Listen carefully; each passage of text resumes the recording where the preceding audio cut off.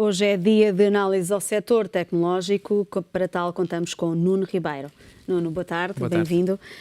Vimos agora a BlackBerry, foi uma das notícias desta semana. Era uma notícia já esperada, porque a própria BlackBerry, o último telemóvel, já tinha sido feito praticamente todo por outros fabricantes. Mesmo assim, o mercado reagiu bem, as ações estiveram a subir e é uma quebra àquela que foi uma das maiores empresas de smartphones empresariais. Eu acho que era expectável e marca o fim de uma era. Ou seja, tal como a Nokia, a BlackBerry não se conseguiu reinventar e era expectável. Já o ano passado, o CEO da BlackBerry tinha anunciado que se a operação de smartphones não se tornasse rentável, eles fechariam. Portanto, era expectável que isso acontecesse. Houve uma tentativa, e eu acho que foi uma tentativa séria, de tentar recuperar a BlackBerry colocando-lhe sistema operativo Android. Que os últimos smartphones da BlackBerry vêm com Android. E, portanto, isso não foi suficiente, ou seja, o que eles tentaram foi, ok, vamos agarrar um sistema operativo reconhecido no mercado, como é o Android, vamos passar a mensagem de que com a BlackBerry o Android é muito mais seguro, e esse é um dos pontos-chave da BlackBerry, mas isso não foi possível. Portanto, claramente marca o fim de uma era.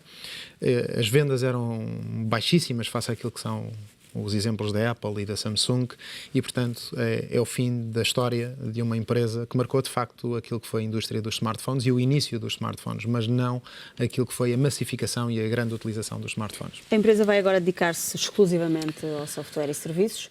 Acha que é uma boa decisão? Eu acho que é uma decisão... Acho que não há alternativa. No primeiro ponto, é a única capacidade, a única forma que a BlackBerry tem de tentar ainda sobreviver, mas vai ter concorrentes muito fortes, ou seja, enquanto que no passado a lógica de smartphones associado a serviços na área da segurança empresarial lhe dava alguma força, isso foi-se perdendo com o tempo. E o fim dos smartphones, que já não era muito relevante, vem terminar com esse valor acrescentado. Aliás, a Apple tem vindo a tentar reforçar a sua presença no mercado empresarial, não apenas com solução de hardware, com os iPhones e os iPads, mas também com o desenvolvimento e a lógica da segurança também associada ao iOS. E, portanto, ainda esta semana, depois da IBM ter sido anunciada, julgo que o ano passado, como parceiro da Apple, foi o anúncio da Deloitte, que vem ajudar a Apple a posicionar-se no mercado empresarial. Portanto, vai ser difícil, ou seja, não vai ser uma tarefa fácil, mas pelo menos vai tentar estancar aquilo que eram as perdas grandes que a BlackBerry tinha ao longo dos últimos anos. Acha que a BlackBerry deveria encontrar um parceiro para tentar vingar neste mercado competitivo? Eu acho que no final possivelmente vão terminar a vender as patentes e o software a alguém. Eventualmente alguma parceria, mas vai ser difícil, ou seja, ou algum player vai olhar para os ativos e para as patentes da BlackBerry nesta área e dizer, ok, isto faz algum sentido no meu negócio e integra essas patentes, ou vamos assistir ao fim da BlackBerry como assistimos ao fim da Nokia, portanto, que foram vendendo as várias áreas da empresa até ao final, e agora vamos ver se a Nokia ressurge na área do Internet of Things, adquiriu já o Withings, e portanto eu acho que é aproveitar alguma tesouraria das vendas finais e tentar reposicionar a empresa, aprendendo com o passado e tentando inovar e adaptar-se ao longo dos tempos. Vamos ter que esperar para ver. Outro dos temas da semana é relativamente ao Twitter, que parece que a Goldman Sachs foi contratada para encontrar e avaliar propostas de potenciais compradores. O que é que se passa com o Twitter? O Twitter eu julgo que já está à venda há algum tempo. Portanto, já é certo e sabido que o Twitter sozinho não está a conseguir afirmar-se no mercado, sobretudo no mercado da publicidade ainda. E surgiu esse rumor, que foi adiantado, julgo, pela Bloomberg esta semana. Já o ano passado tinha surgido a notícia que duas grandes empresas estavam a avaliar o Twitter. Comentei aqui no Económico, era muito provável que fosse o Google e a Apple. E a grande probabilidade é que seja, de facto, uma destas duas a adquirir o Twitter. Acho que a contratação da Goldman Sachs a confirmar-se é claramente um sinal, eu não diria de desespero, porque não tem a ver com desespero, mas claramente uma decisão do board e dos acionistas de terem tido, ok, precisamos de o vender e têm um tempo para concretizar essa venda. Portanto, assistiremos a um processo muito semelhante àquilo que aconteceu há pouco tempo com a Yahoo, portanto, onde vários players vão tentar licitar e fazer a melhor oferta, se bem que eu acho que, ao contrário da Yahoo, o caso do Twitter pode ser diferente, ou seja, não terá a ver apenas com o valor, mas com aquilo que os acionistas e o board do Twitter acham que pode ser mais relevante para o futuro do Twitter. O mesmo aconteceu com o LinkedIn, ou seja, a Microsoft comprou e existia outra proposta da Salesforce que, segundo consta, em termos de valor, era superior. E, portanto, eu acho que o Twitter terá um cuidado semelhante, o board do Twitter terá um cuidado muito semelhante.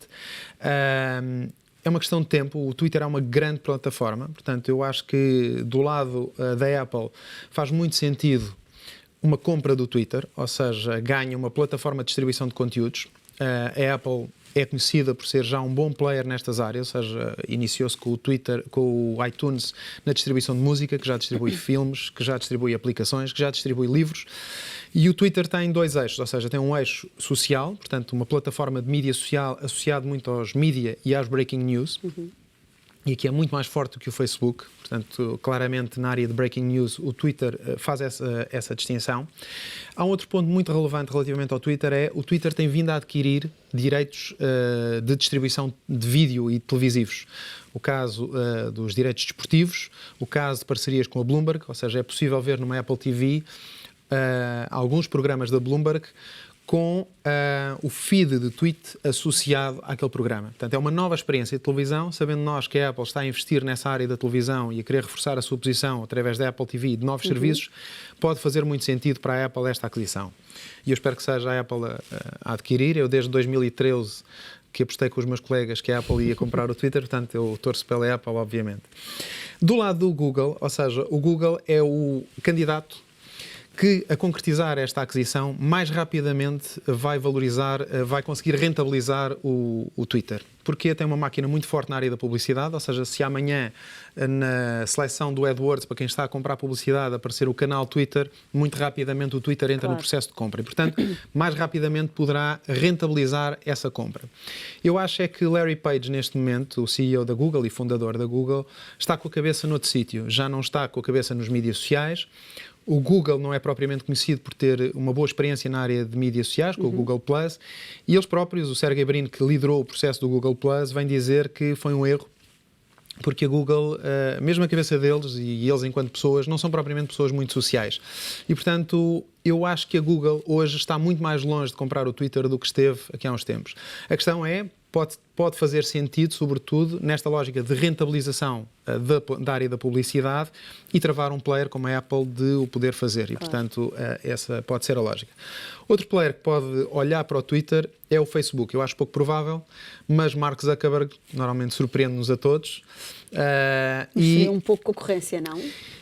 Ou seja, se nós olharmos para a forma como Mark Zuckerberg tem feito vários investimentos, seja no WhatsApp, seja no Instagram, que são plataformas também de comunicação e de comunicação social, e o Twitter tem um eixo, e no passado julgo que já houve avaliação também do Facebook ao Twitter, Mark Zuckerberg pode querer ficar com tudo o que é social, ele dominar o espaço completo. Fica, obviamente, com o Snapchat ainda ali às voltas, mas é muito pequeno, ou seja, se ele conseguir todo este espaço. E facilmente também como o Google, ou seja, colocará a sua oferta publicitária integrada com o Twitter e, portanto, também rapidamente... e, portanto, fica como o rei do social, se Mark Zuckerberg concretizar esta compra. Outros players, ou seja, fala-se da Verizon e da Comcast, ou seja, dois players mais fortes na área das telecomunicações, mas que têm vindo a alargar o seu leque de oferta e o seu portfólio de ativos na área de mídia. A Verizon tem investimentos feitos na AOL e comprou recentemente a Yahoo e, portanto, a parte social e de distribuição de conteúdos global pode fazer sentido para uma Verizon neste sentido. A Comcast, que tem a NBC e tem feito alguns investimentos, como na Vox Media, que tem alguns ativos também digitais na área de mídia, também lhe pode fazer algum sentido. A Disney e a News Corp foram faladas recentemente. Jack Dorsey, CEO e fundador do Twitter, pertence ao board da Disney e, portanto, possivelmente terá falado com Bob Iger no sentido de se haveria interesse do lado da Disney. Eu acho que vai ser muito difícil que a Disney adquira o Twitter por vários motivos. Primeiro, Bob Iger, que está à procura de um sucessor para a Disney e que tem sido muito difícil de encontrar, vai ser muito difícil para Bob Iger conseguir explicar aos seus acionistas e ao board uma aquisição de uma plataforma como o Twitter, que custa qualquer coisa, valorização de bolsa, a rondar os 20 mil milhões de dólares nesta altura, Bob Iger comprou a Pixar, comprou a Marvel e comprou a Lucasfilm recentemente. E acha que faria sentido comprar uma Twitter? Eu acho que faria muito sentido para qualquer grupo de mídia ou para qualquer grupo de telecomunicações ou até para qualquer empresa tecnológica. Ou seja, o Twitter vale muito mais do que aquilo que é a sua rentabilidade, que neste momento tem um break-even ou negativo ou muito próximo do negativo, mas tem um potencial muito grande do ponto de vista de distribuição de plataforma. Portanto, o que está em causa não é só a rentabilidade deste negócio, mas como é que este negócio se pode capitalizar outros negócios à volta. E para qualquer uma empresa que esteja nestas áreas pode fazer sentido, ou seja, para uma empresa como a Disney, utilizar uma plataforma de distribuição global, que até já está a comprar direitos desportivos. E a Disney tem a ESPN, que é o canal de distribuição de conteúdos desportivos também. Portanto, o Twitter pode vir a ser uma ameaça no futuro, ou um parceiro, ou, se fizer parte da mesma empresa, pode ser um canal de distribuição muito, muito alargado. Acho é que isso vai retirar a independência ao Twitter, ou seja, como é que os restantes mídia, os restantes grupos de mídia que alimentam o Twitter, vão passar a olhar para um Twitter, para um Facebook, por exemplo, percebendo que o Twitter é de um concorrente seu. E, portanto, isto estará certamente em jogo. Mas mais do que isso, ou seja, Bob Iger vai ter que explicar aos acionistas muito bem porque é que vai gastar 20 mil milhões de dólares num negócio que não casa diretamente no curto prazo com os interesses da Disney versus as 3 grandes compras que fez e que rapidamente já está a rentabilizar. Claro. Ou seja, o merchandising da Lucasfilm passa a ficar, já estava à venda em alguns parques Disney, nas lojas. Portanto, é muito rápida a rentabilização de um ativo de mídia que Bob Iger tem adquirido. E, portanto, eu acho que Bob Iger pensará 2 vezes, sobretudo se quer ficar bem na história da Disney. Eu acho que ele está muito bem na história da Disney. O Twitter representa um risco para a Disney, desse ponto de vista, e pode representar um risco para aquilo que é a visibilidade que Bob Iger tem neste momento junto dos acionistas. Nuno, um dos problemas que se tem apontado ao Twitter é o facto de nunca ter conseguido chegar aos 500 milhões de utilizadores. Porquê é que o Twitter não consegue dar esse passo? Eu acho que o Twitter primeiro estranha-se, depois entranha-se, não é? Ou seja, eu sou um heavy user de Twitter, não vivo já sem o Twitter. Para pessoas que querem estar informadas e que gostam de seguir opinion leaders nestas áreas, o Twitter é a plataforma, não é tanto o Facebook. Acho que esta dificuldade tem sobretudo a ver com um processo de evangelização de maior facilidade, e Jack Dorsey tem feito esse papel. Dick Costolo, o ex-CEO, também tem melhorado imenso o Twitter, mas é uma questão de tração de utilizadores, ou seja, mas não é por isso, ou seja, o que o Twitter não tem um papel relevante na nossa história, ou seja, lembremos-nos da Primavera Árabe, foi a partir do Twitter que tudo se começou a gerar, sim. E portanto o Twitter tem de facto é uma plataforma muito, muito relevante do ponto de vista de comunicação. E agarrada por uma Apple, até por uma Disney, ou até por um Google, claramente pode dar um salto e passar os 500 milhões ou até os 1.000 milhões de utilizadores. Depende da forma como for integrada. Eu acho que tem a ver com dificuldades na percepção do produto, sobretudo, mais do que naquilo que o Twitter vale realmente. Ou seja, maior proximidade com parcerias. Eu acho que Jack Dorsey tem vindo a fazer esse papel, ou seja, aproximar-se mais dos mídia, porque tal como o Facebook e estas plataformas sociais, sem conteúdos a plataforma não vale nada, e portanto há uma necessidade de aproximação, maior proximidade com os mídia para tornarem a plataforma mais relevante para os utilizadores finais, que somos todos nós, não é? Só mais um ponto, ou seja, a Microsoft também pode avaliar, ou seja, depois da compra do LinkedIn, pode fazer algum sentido esta aproximação. Acho pouco provável porque o novo CEO, Satya Nadella, tem vindo a posicionar a empresa mais para B2B do que B2C. E Salesforce, porque o Mark Benioff gosta de comprar tudo o que mexe, e perdeu o LinkedIn e pode querer comprar. Quem é que nunca comprará o Twitter? Os players chineses, por muita vontade que tivessem, e têm dinheiro que pode fazer, mas por questões geopolíticas não vão fazer. Nuno, estamos mesmo a terminar. Queria apenas que me fizesse um comentário às notícias, aos rumores que surgiram sobre a Apple. O facto da Apple poderia estar a abandonar aquele projeto de fabricar um automóvel, mas que agora parece que surgiram outras notícias de que está interessado em comprar a McLaren ou a Leith Motors. O que é que lhe parece isto? Para já eu acho que muito rapidamente. A Apple nunca abandonou o plano de construir um automóvel. Tem havido algumas saídas de algumas pessoas. A pessoa que dirige o projeto Titan é Bob Mansfield. Bob Mansfield é um homem do hardware. Foi vice-presidente da Apple.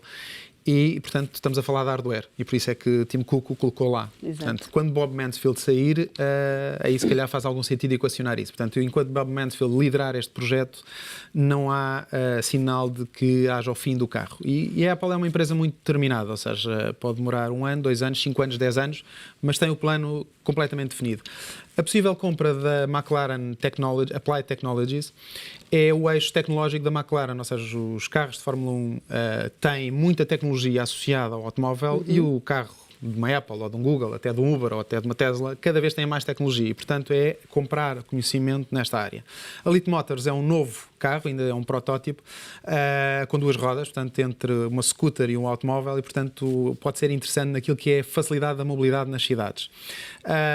E eu acho que eles não vão abandonar nada, acho que claramente têm o plano muito determinado e os grandes players na área da mobilidade serão a Apple, o Google, a Uber, a Tesla e, portanto, acho que a Apple veio para ficar no futuro da mobilidade. Vai a reforçar com alguma destas compras. Obviamente, é claramente esse o objetivo da Apple, portanto, acho que vamos ter carro da Apple em 2020 ou 2025 mais tardar, portanto, eles são uma empresa que faz com calma, não faz com muita pressa, mas o tempo corre contra eles, obviamente, nestas áreas. Nuno, muito obrigada. Voltamos Obrigado. para a semana Até com para a mais semana. notícias Obrigado. tecnológicas.